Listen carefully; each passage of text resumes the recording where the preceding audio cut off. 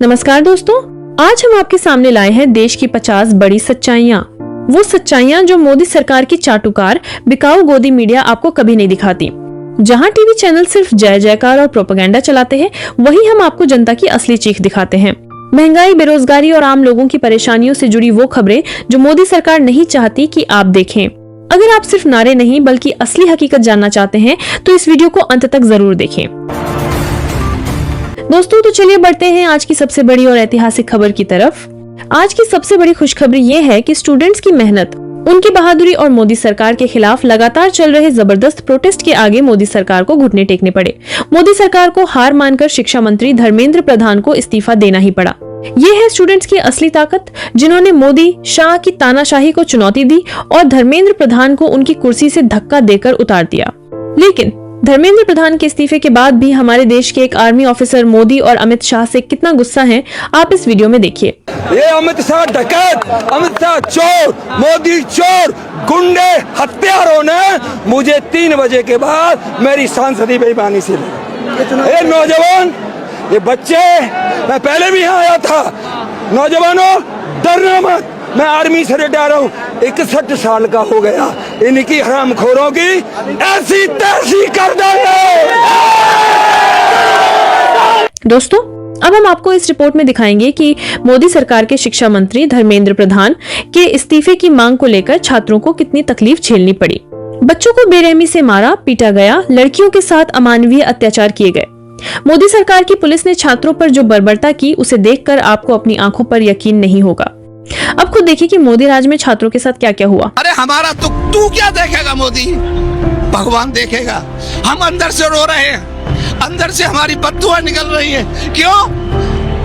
एक बेटी जवान व्यवस्था में मेरे सामने यहाँ पे बिल्कुल नग्न वस्त्र में मैंने देखा उसको, उसका सर भी फट गया, उसको शर्म नहीं आई। मेरे भाई को ऐसे मारा, खून खच्चर हो गया, मेरे पीछे लाठियां मारी, पैरों में लाठी मारी। धिक्कार है मोदी सरकार, तुम्हारा नाश तो जाना ही जाना है और 100% नाश जाएगा। मेरी आत्मा ये बददुआ दे रही है और मैं पीछे नहीं हटूंगा जब तक मेरे भाइयों को न्याय नहीं मिलेगा। क्या आपको इसलिए राजा बनाया कि हमको आप रुलाओगे? हम अपने पेट की 2 वक्त की रोटी कमाने के लिए, उसमें से भी हम बचा करके अपने बच्चों को पढ़ाते हैं, लिखाते हैं, इसी समय को देखने के लिए कि हमारे बच्चों के भविष्य में ये होगा। अरे मोदी साहब, आप समझ जाओ, नहीं तो इसका परिणाम बहुत गलत होगा, बहुत बददुआएं लगेंगी। नौजवान बेटी, माताएं, किस तरीके से आपने चीर हरण किया है उनका। अगर ऐसा ही रहा तो मेरे बच्चे भविष्य में क्या करेंगे? कौन इंजीनियर बनेगा, कौन डॉक्टर बनेगा, कौन साइंटिस्ट, कौन क्या करेगा? मैं पूछना चाहता हूँ मोदी साहब को, ऐसा क्यों हुआ हमारे साथ में अत्याचार जो कि कल हमने खुद देखा? हमारी भी कमर पर लट पड़े हुए। क्या हम अपने बच्चों के लिए लड़ाई लड़ने नहीं आ सकते? आ सकते हैं और आएंगे। और जब तक हम नहीं जाएंगे, जब तक धर्मेंद्र प्रधान का इस्तीफा नहीं होगा, क्योंकि मेरे बच्चे हैं, मेरा पूरा संसार, मेरी उम्र है, मेरे बेटा है ये। इनके लिए अगर मुझे रोना पड़े, मरना पड़े, कुछ भी करना पड़े, मैं यहीं पे रहूंगा जब तक नहीं जाऊंगा। दोस्तों, पिछले वीडियो में आपने देखा कि जंतर मंतर पर प्रदर्शन कर रहे छात्रों पर कितना अत्याचार किया गया। अब इस रिपोर्ट में आप खुद देख सकते हैं कि राम मंदिर में हुई चोरी के बाद आज पूरा हिंदू समाज मोदी सरकार से कितना नाराज और गुस्से में है। ये वीडियो आपको साफ बताएगा कि सत्ता किस कदर हिंदू भावनाओं के साथ खिलवाड़ कर रही है। मोदी जी, उनके जूनियर डकैत योगी जी, उनका सेनापति चंपत राय, ये सब डकैतों की फौज है। पहले इन्होंने वोट के नाम पे वोट लिया, उसके बाद इन्होंने राम के नाम पे घर घर चावल पहुंचाया। गरीबों ने, मजदूरों ने अपनी आस्था से चंदा दिया। मैंने भी 2100 रुपए दान किया था। उसके बाद इन्होंने क्या, पहले वोट के नाम पे लूट की, अब वोट के बाद फिर उसके नोट की लूट की। पूरा भारतवर्ष का हर एक नागरिक आक्रोशित है।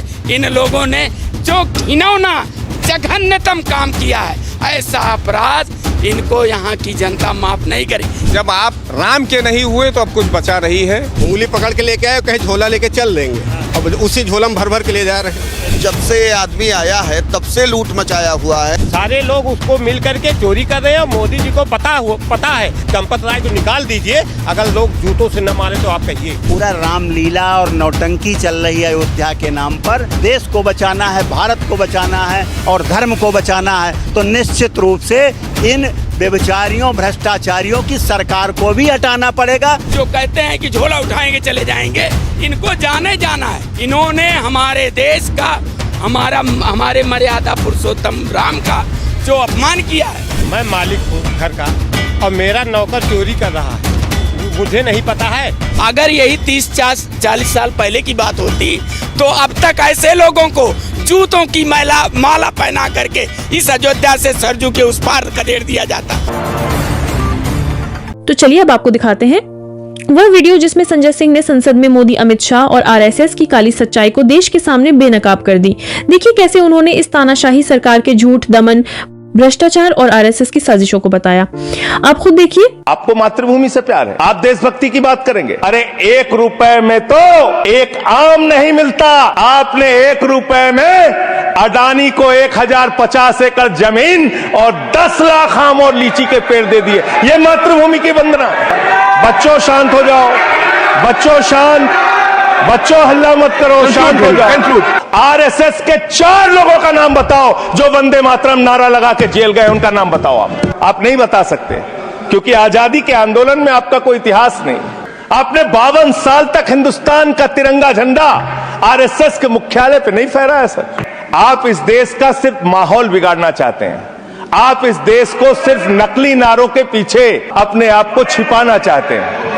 पहले ये तय करो कि वफादार कौन है, ये वक्त तय करेगा कि गद्दार कौन है। वंदे मातरम लगाएंगे, भारत माता की जय लगाएंगे, जय हिंद भी कहेंगे, राष्ट्रगान भी कहेंगे, वंदे मातरम भी गाएंगे, लेकिन देश के साथ गद्दारी और धोखेबाजी नहीं करने देंगे।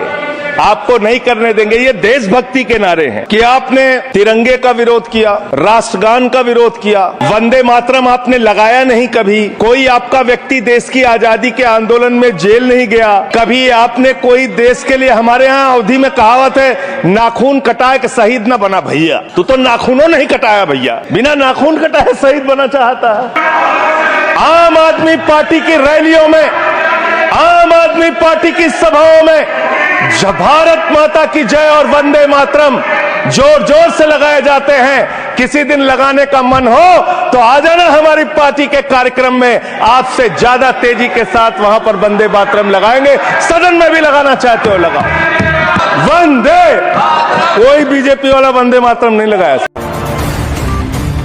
दोस्तों अब बढ़ते हैं आज की सबसे गंभीर और चौंकाने वाली खबर की तरफ। खबर कुछ ऐसी है कि पिछले 10 सालों में मोदी सरकार के शासनकाल में हमारे देश में लगभग 1 लाख सरकारी स्कूल बंद हो गए हैं।